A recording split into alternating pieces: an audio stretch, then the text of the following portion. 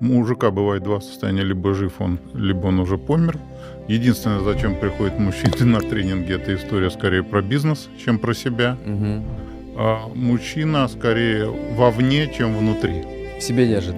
Нет, он реализуется вовне, и он и живет вовне. Вовне. Женщина имеет возможность жить внутри. Это разные позиции, безусловно. И мужчины попадают ко мне на тренинг, я не знаю, как у Михаила, благодаря своим женщинам.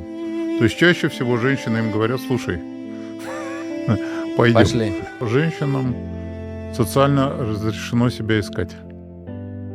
А, У нее есть для этого время, у нее есть для этого ресурсы. Чаще всего женщина использует для этого ресурсы своего мужа.